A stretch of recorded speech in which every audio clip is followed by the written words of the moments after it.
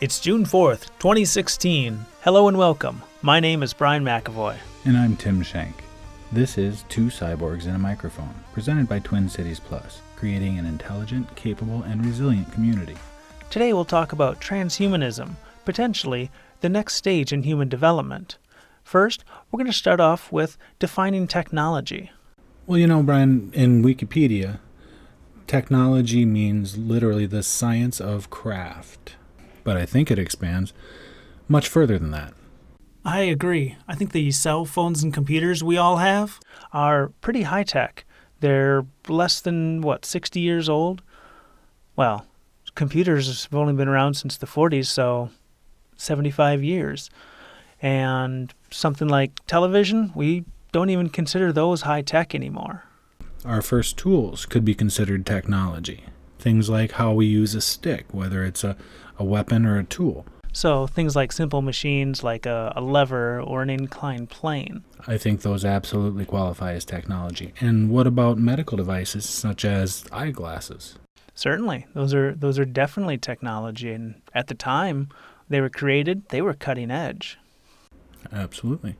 I think in a lot of ways, and from some perspectives, technology is an extension of our human capabilities or our human bodies. So I think there's a question here, is how does technology change us as humans? And that leads right into the definition of transhumanism. But before we talk about transhumanism, I think it's important to understand what posthuman is.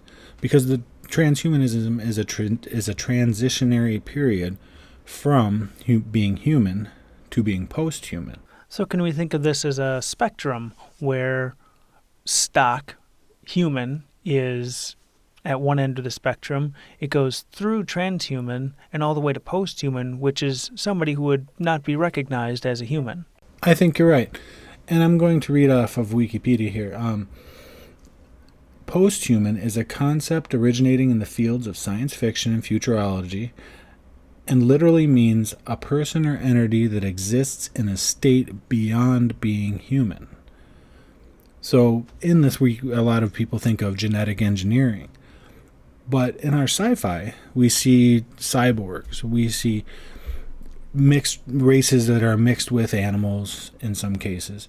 Those could also be considered posthuman. So the point at which we're just no longer recognized as human. So currently we're Homo sapiens sapiens. And once we get beyond that to, Homo superioris, then we'll be posthuman. I think that's accurate. So what characteristics decide that somebody's transhuman? Well, I don't think there are any hard and fast rules in this, are there? I wouldn't say so.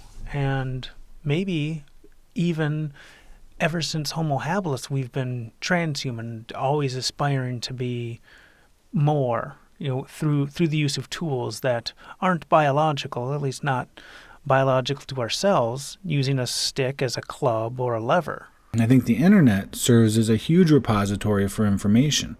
In the past, a person or an expert would have to keep all of this information in their head.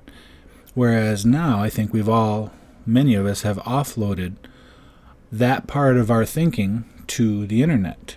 I totally agree. I think about my phone, and I don't have a single phone number memorized except for my mom's phone number from when I was a kid and my own phone number. I have no reason to remember this stuff because my cell phone is never more than 10 feet away from me anyway. Well, does this technology make us more than human? I don't know how it can't. I think so. I feel that I'm more capable with the tools that I have, technological tools that I have at my disposal, than I could have ever been without them. And through that, I am making different choices. I am seeking different outcomes to my projects. Another concept of posthuman is the idea of a cyborg, a combination of technology and human in the biological matrix. Okay, so cyborgs, where do they fall on that spectrum of purely human to posthuman? That's a good question. I've heard of cyborgs in the context of being posthuman, because they are no longer only human.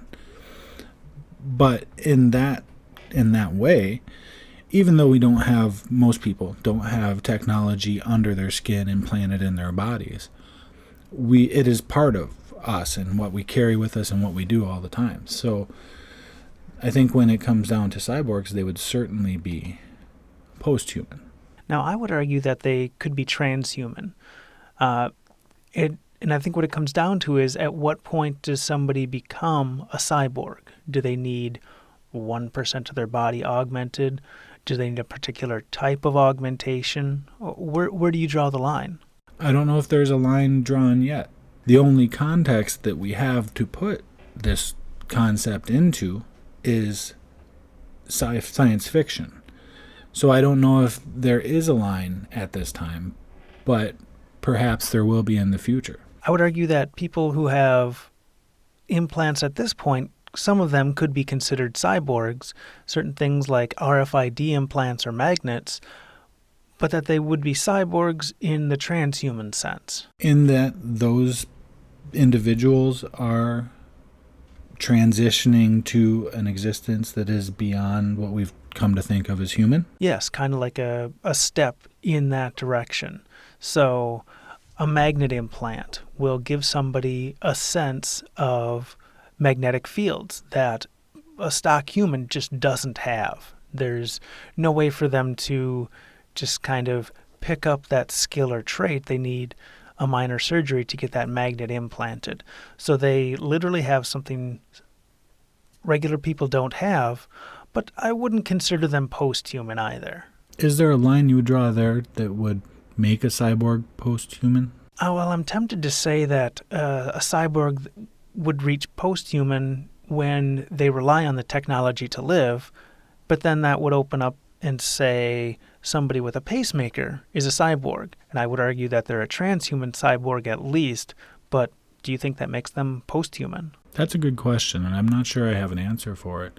One line that I would draw in my head for myself is whether those implanted technologies are present or at or soon after birth. For me, in my mind, a cyborg would be posthuman if those implants were installed in the very early stages of infancy. And with the implants installed near infancy, would they have to be life-sustaining, or could they be simply any augmentation that increased their ability?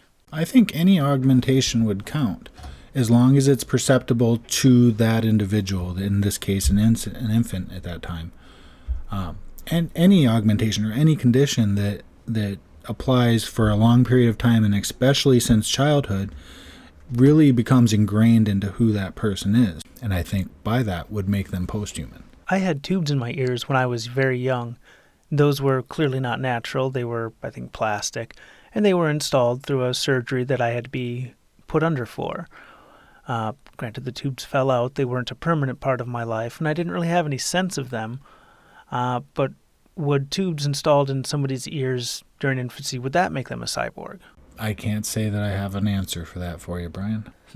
They're certainly not life-sustaining. In any case, that does lend itself towards transhumanism, because we are using technology to enhance the human life.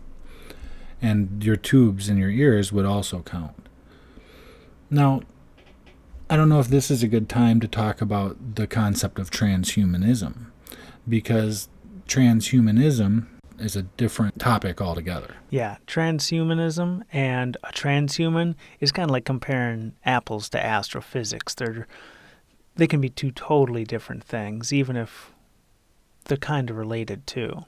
So I like to say I am transhuman, or I like to consider myself transhuman, but I am not a transhumanist. And why would you say that? Transhumanism is defined as an intellectual and philosophical movement, speaking more to the swaying of public opinion, social structure, and political structure and political constructs. And for me, while I don't feel that this is that transhumanism should necessarily be a movement, I certainly am a part of this transition. So a transhuman is a description of somebody undergoing a change towards posthumanism. Transhumanism is a movement or a way of thinking. Is that what you'd define the two as? I would. So, in terms of a movement, in my eyes, I see transhumanism as a natural stage in human development, in the same way that humanity changed from Homo habilis to Homo sapien. Homo sapiens now are using technology to make themselves into something more. I don't see this happening by choice. This is happening out of necessity or perhaps a natural process. And it doesn't make sense for an organization, in my eyes, to insert itself into a natural process as if there is some way to guide this. I'm not convinced there is. So you're kind of saying it's like if a political party popped up that said, we're really in favor of breathing oxygen. At least, 20% of our air should be oxygen. Nobody's going to oppose that. Nobody's going to pull up an anti-oxygen campaign or an anti-oxygen party. You're saying that transhumanism is what we're already doing. Yeah. In some ways, I think of it as transhumanism as this natural process through which humans become something new is a lot like the tide. It's happening. It's going to happen.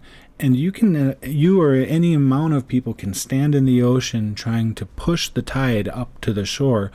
It's futile. It doesn't have any real practical benefit because the tide will come in. And in some ways, I think transhumanism is that tide, and it is coming in. Kind of like jumping on the bandwagon first, even though everyone's already on there, and just saying, well, I decided that I'm in charge of this bandwagon. Well, I'm not sure it goes that far, Brian. I think when the term was coined, and when the concept was really in its infancy in people's minds, it helped to have a group of people discussing and putting the idea out to the public for consideration. I'm just not convinced that it does any real good. At this point, they're doing what we're all thinking, but they're kind of an icebreaker because they're waving the banner. At this point, yes. And perhaps they should be waving the banner. Not everybody is in tune with these concepts as I have, because as you and I have been actually practicing what I like to call recreational cyborgism. I like that term. It's one of my favorite. So I like to call myself a recreational cyborg. I have several microchips implanted under my skin and a magnet that I've chosen to put there to explore these new capabilities or these new potentials. Absolutely. I've got the RFID tag on one side of my hand. I've got an NFC tag on the other side of my hand, and I've got a magnet. And I like to tell this one story about my magnet because people think it's kind of whimsical to get a sixth sense of something that doesn't really play into people's lives most of the time. Now, I'm an electronic engineer, and at my old job, I was diagnosing or troubleshooting a panel that was controlling a large saw. And I looked inside of it, and I couldn't see anything obviously wrong. And I was about to go through the standard checklist of check this, check that, look for any loose wires, but I just waved my magnet hand over the panel and went, the transformer's not on. Normally, transformers put off an enormous alternating current field that is very easy to feel with a magnet finger. And I said, oh, our transformer's not on. I checked. Circuit breaker was tripped, which is something I wouldn't have checked right away. I probably saved myself a half hour by just waving my hand over it and going, there's your problem. And it sounds like that same magnet, that same implant, could in your role or in the job that you do could actually save your life. If my hand was moving towards some high current wire that was exposed, yeah, I'd know before my hand touched it that it was live. That's interesting. I think that's a good place to leave it for now. Next time, we're going to get into the RFID and NFC tags that Tim and I both have implanted in our bodies. All of that and more to come, and we hope to see you next time on Two Cyborgs and a Microphone. I'm Brian McAvoy. Thank you for listening. And I'm Tim Shank. Please tune in next time.